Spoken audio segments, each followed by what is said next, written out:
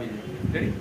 નમસ્કાર મિત્રો, આજે જ્યારે નાગપાંચમ નો પવિત્ર દિવસ હોય અને આજ રગતિયા બાપાના જ્યારે ચરણોની અંદર આવ્યા હોય અને ત્યારે એ વાત કરવાનું વાત કહું છું કે આજથી 707 વર્ષ પહેલાની વાત છે કે જે આ પંથકની અંદર જે રણમલ રાજા કરી અને પોતે જે રાજ કરતા હતા અને એટલા બધા દાનવીર હતા કે એ કોઈ પણ એમની પાસે આવે એટલે એ અઢળક એમને દાન આપતા.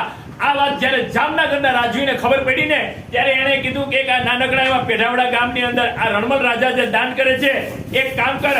આજે એણે એક ગઢવી ચારણને મોકલા કે તમે જઈ અને પેઢાવડાની અંદર જાઓ અને ત્યાં જઈ અને તમે ત્યાં દાન માંગો અને આજ એ રાજાનું મારે એ દાન આપે છે એ મારે એને ભંગ કરવું છે. અને રાજા છે એ દિન પ્રતિદિન એ પોતે દાન આપતા હતા. જ્યારે રાજવી છે એ જામનગરના એ ગઢવી અહીં આવી અને રાજા પાસે દાન માંગે છે કે તમે મને દાનની અંદર તમે મને એક સિંહ આપો, કેસુડો આપો અને જવ આપો. અને સાહેબ ત્યારે એ જમાનાની અંદર એ જે ઋતુ હતી એ ઋતુની અંદર એ કોઈ વસ્તુ મળવી શક્ય નથી એટલે રાજાએ તો કહી દીધું કે હું આપીશ.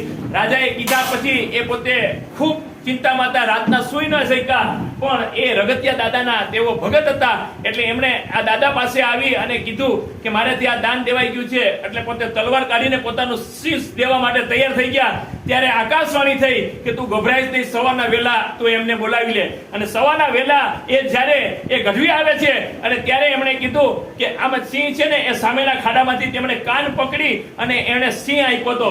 જ્યારે કેસુડો દેવાની વાત આવી ત્યારે એમની જે ભેંસો ચરવા ગઈ હતી ને એના માથા અને એના શિંગડા ઉપર જ્યારે કેસુડાના ઝુમખા લટકતા હતા.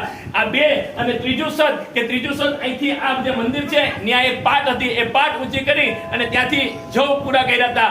આ રીતે આ રગતિયા બાપાની જે પણ સેવા પૂજા કરે છે અને જે દિલથી માને છે એની રગતિયા દાદા એની માનતા પૂરી કરે છે. હું રગતિયા દાદાને પ્રાર્થના કરું કે હે રગતિયા દાદા, અમારા આ કોડીનાર તાલુકાના પંથકના અને જે તમને લોકો જે માને છે તમે એમની આસ્થા પૂરી કરજો. આ દિવસે રગતિયા બાપાને કોટી પ્રણામ. બોલીએ રગતિયા મહારાજ કી જય. રગતિયા દાદા જય, રગતિયા દાદા જય, રગતિયા દાદા. એંગર દીપક ગોહિલ.